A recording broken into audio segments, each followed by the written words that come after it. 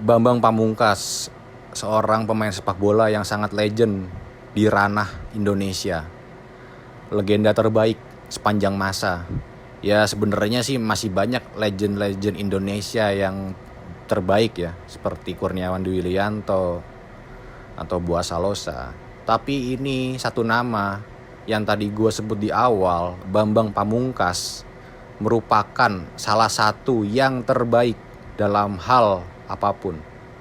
Tidak hanya sepak bola, tapi di luar sepak bola pun beliau ini menampilkan value yang berkualitas. Kenapa gue bilang begitu? Karena seorang BP atau kita sebut Bambang Pamungkas atau kita sebut juga BP20 karena sangat ikonik nomor 20 dengan seorang Bambang Pamungkas. Nah, di sini gue ingin menjelaskan Bambang Pamungkas pun bisa dibilang sukses di luar bola, di luar sepak bola. Setelah gue lihat beberapa mantan pemain sepak bola Indonesia yang pada saat masa pensiunnya secara ekonomi masih belum stabil karena tidak lagi bermain sepak bola. Tapi seorang Bambang Pamungkas ini berbeda. Secara ekonomi beliau ini stabil. Ditambah dia juga mempunyai public speaking yang bagus. Kenapa bisa dibilang begitu? Karena beliau ini sering kali tampil di depan acara publik, di acara seminar, dan di acaranya dia sendiri. Kalau tidak salah namanya apa ya, BP20 Isbek atau apa gitu. Gue lupa tuh, dulu dia pernah punya acara sama host ternama kita, Valentino Simajuntak, atau kita sebut Jebret, Bung Jebret, Valentino Jebret Simajuntak. Dia pernah berduet dengan Valentino Simajuntak pada acara seminar tentang sepak bola ya yang dilakukan oleh BP. Bagaimana dia menceritakan pengalaman-pengalaman dia selama bermain, pengalaman-pengalaman dia dalam hal untuk mendapatkan prestasi, pengalaman dia berlaga di kancah internasional, pengalaman dia berkancah di Liga Indonesia, dan lain-lain. Jadi bisa kita bilang kalau seorang BP ini tidak salah kenapa dia ditunjuk sebagai kapten tim, baik di tim nasional maupun di Persija. Karena kemampuan leadership yang sangat bagus, karena memiliki kemampuan komunikasi yang sangat bagus, karena memiliki kemampuan menginfluence seseorang atau mempengaruhi para orang-orang yang ada di sekitarnya, mempengaruhi para pemainnya. Dia mempunyai itu. Itulah kenapa kita tidak salah menyebut kalau BP ini paket komplit sepak bola Indonesia. Dari segi etika, dari segi karakter, dari segi sifat, itu semua udah terlihat dalam diri Bambang Pamungkas. Ya, sekarang gue sebut beberapa identitas ya, atau gue sebut profil dari Bambang Pamungkas. Lahir pada tahun 1980 bulan Juni tanggal 10. Nah, dia juga pernah mencatatkan sebagai top skor Piala Tiger ya, yang dulu bernama, yang sekarang menjadi Piala AFF pada tahun 2002, di mana dia menjadi pencetak gol terbanyak pada piala tersebut pada tahun tersebut, Piala Tiger 2002 dengan jumlah gol mencapai 8. Bagaimana ya kita bisa melihat dari profil tersebut betapa ikoniknya ya, betapa mengesankannya karir seorang Bambang Pamungkas ya. Ya gue bilang di awal ini dia adalah pemain sepak bola yang komplit.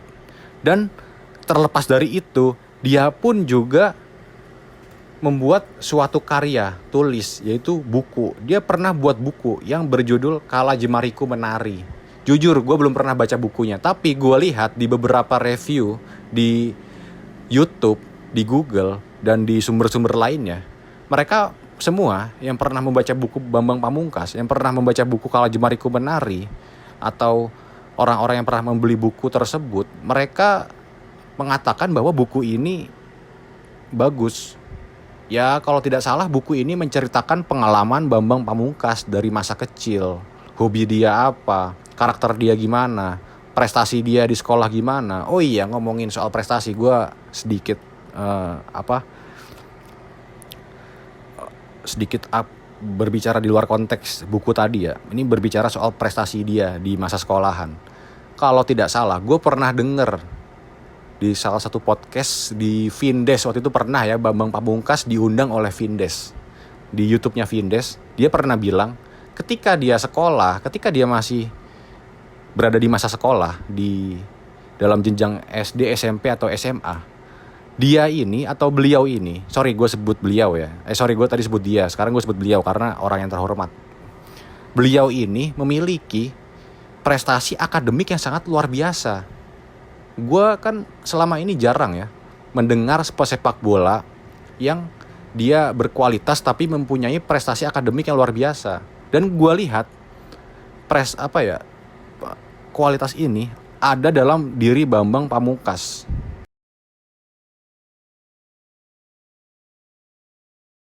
Mana kita lihat, emang ada juga beberapa pemain yang mempunyai prestasi akademik yang luar biasa ya selain Bambang Pamungkas ya. Tapi kan jumlahnya minoritas. Kalau yang gua tahu seperti itu. Nah, itulah kenapa Bambang Pamungkas bisa menjadi seorang legend paket komplit.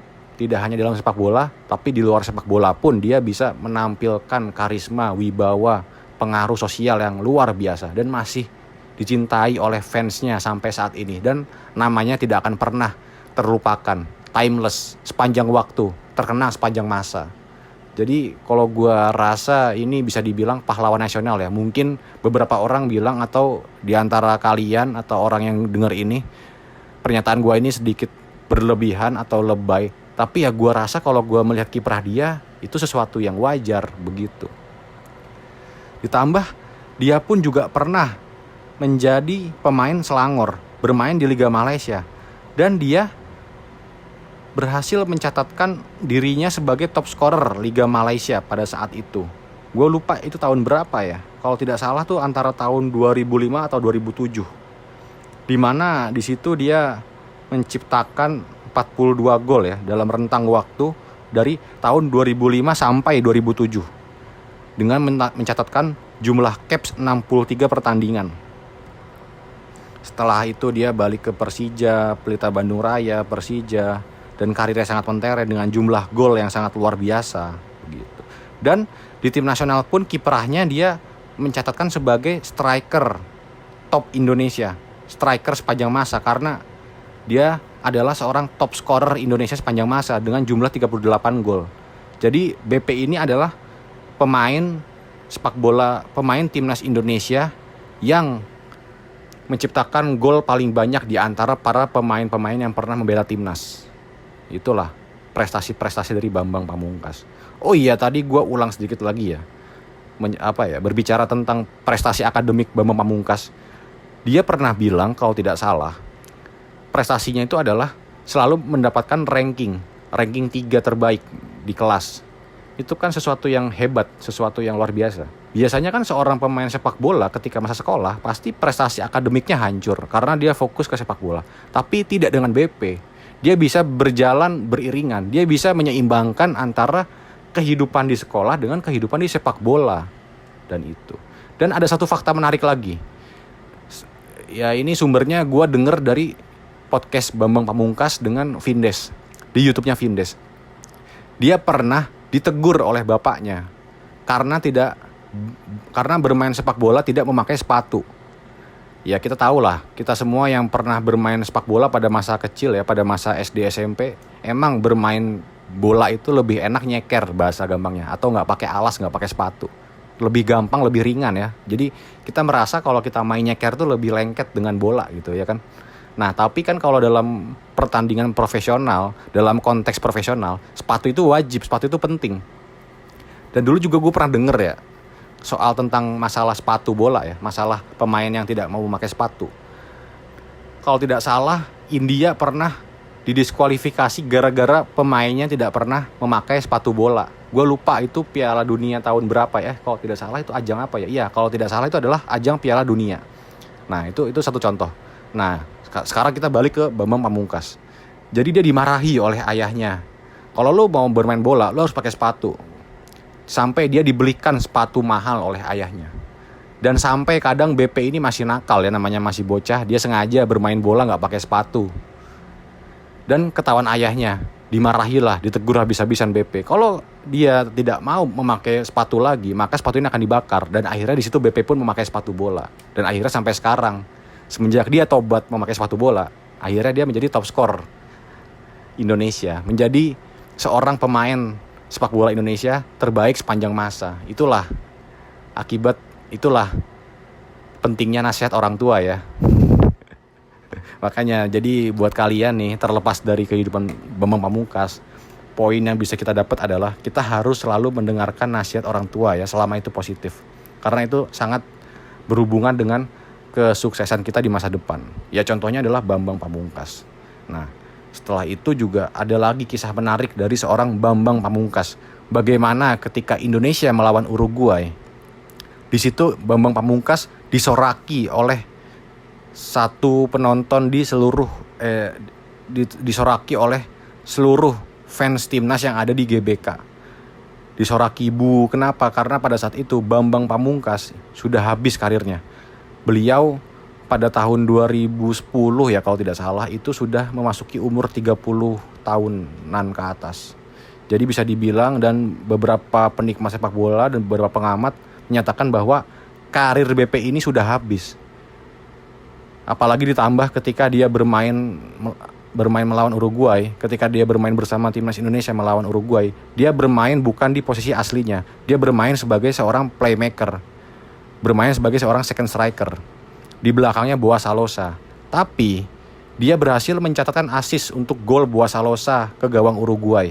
Di mana ketika itu Indonesia unggul sementara 1-0 ya. Tapi pada akhirnya Indonesia dibantai 7-1. Yaitu sesuatu yang sangat wajar ya, karena ya wajar lah antara Indonesia dengan Uruguay. Pada saat itu kan Uruguay merupakan semifinalis Piala Dunia 2010 di Afrika Selatan. Jadi ya skor yang sangat wajar ya. Apalagi ditambah ketika itu Edinson Cavani dan Luis Suarez tampil ya untuk pertama kalinya.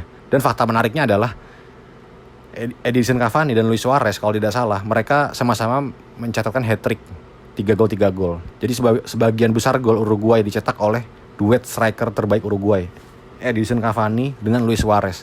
Dan itu merupakan hat-trick pertama Luis Suarez di timnas Uruguay. Itu terjadi di GBK. Itu terjadi ketika melawan Bambang Pamungkas dengan timnas Indonesia. Kemudian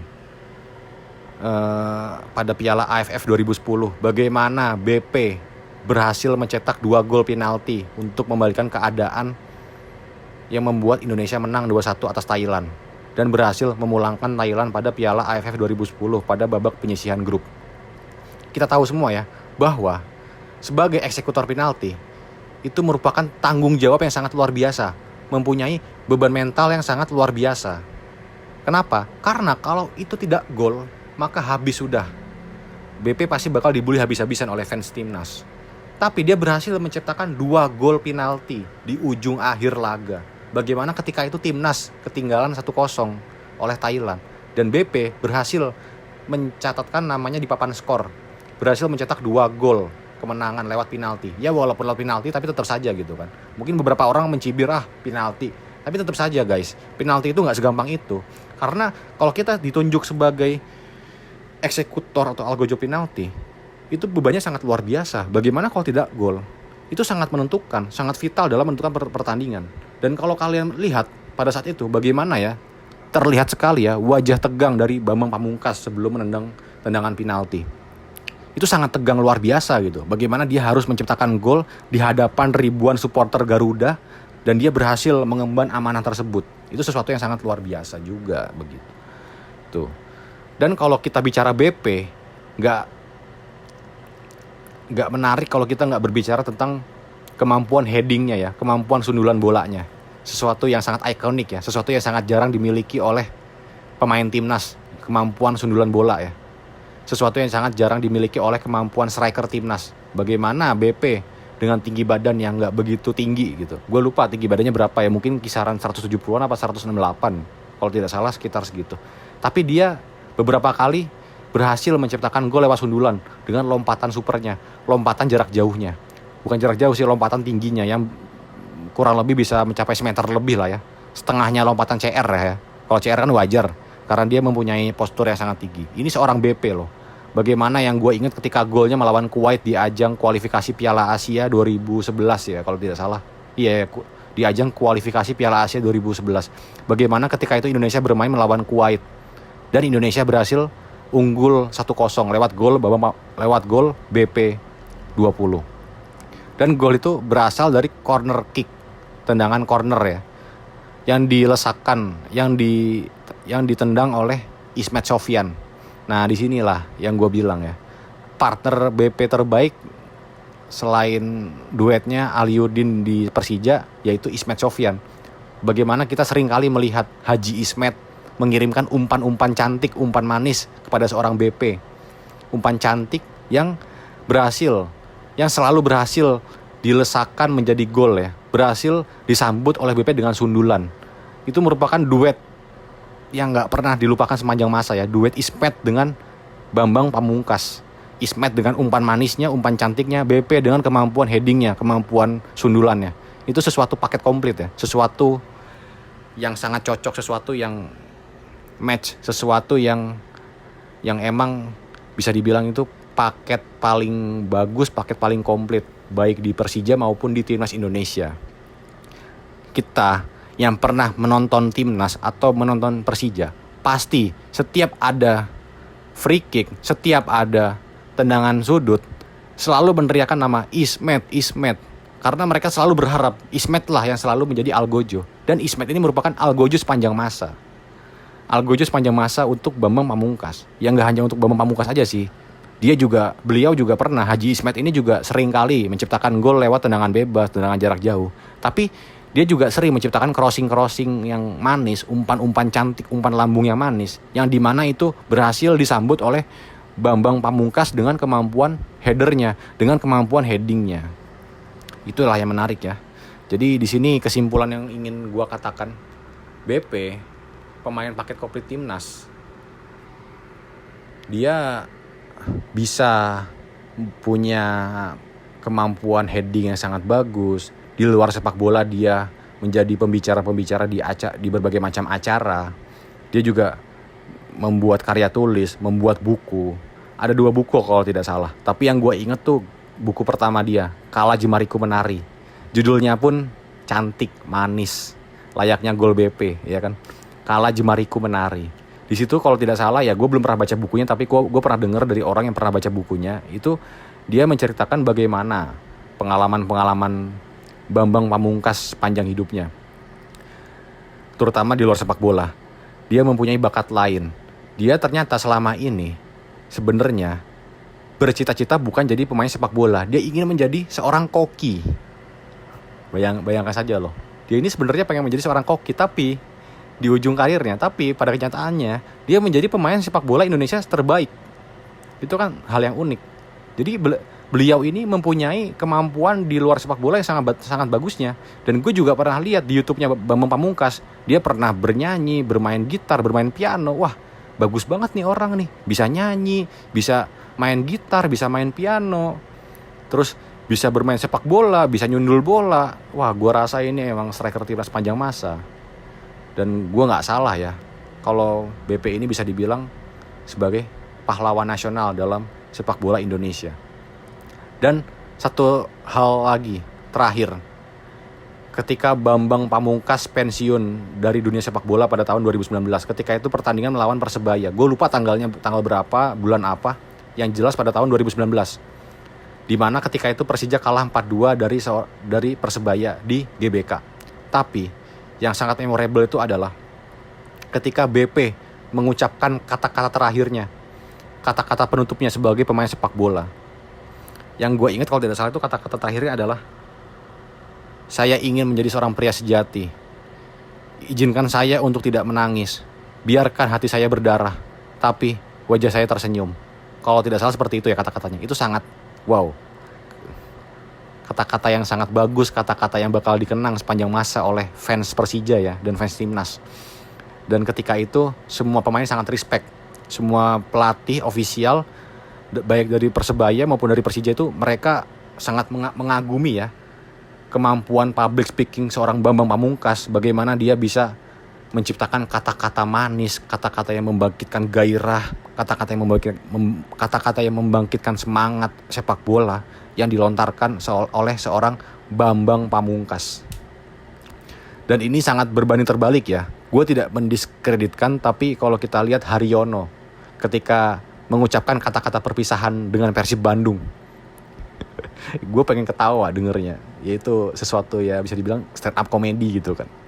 Izinkan saya untuk mundur dulu. Dan itu dijadikan meme oleh beberapa sosial media, beberapa akun di sosial media begitu. Tapi kalau kita bandingkan dengan BP, beliau ini bisa lihat, yang gue sorot tuh kemampuan public speakingnya. Dan tidak salah ya, yang gue sebut berulang kali, yang gue sebut di awal, kalau BP dinobatkan sebagai kapten terbaik, sebagai kapten baik di Persija maupun di Timnas. Jadi gimana soal BP? Apakah kalian terinspirasi dengan BP? Apakah kalian ingin menjadi seorang BP? Ayo, mari kita semangat dalam menjalani kehidupan. Kita bisa mencontoh seorang Bambang Pamungkas yang karirnya tidak hanya bagus di sepak bola, tapi di luar sepak bola pun dia mempunyai karir yang sangat cemerlang. Jadi marilah kita menjadi seorang Bambang Pamungkas. Sekian dan terima kasih.